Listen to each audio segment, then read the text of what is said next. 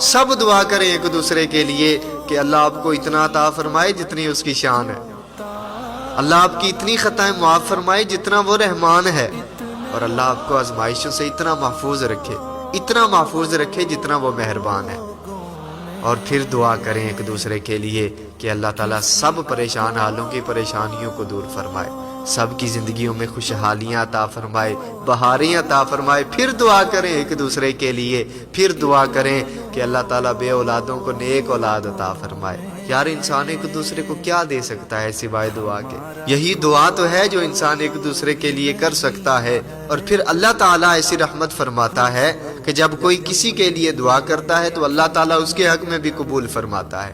اور پھر دعا کریں سب سے میٹھی اور سب سے پیاری اور بڑی دعا کہ اللہ تعالیٰ اس سال ہر مسلمان کو بیت اللہ شریف اور گنبد خضرا کی بادب حاضری نصیب فرمائے۔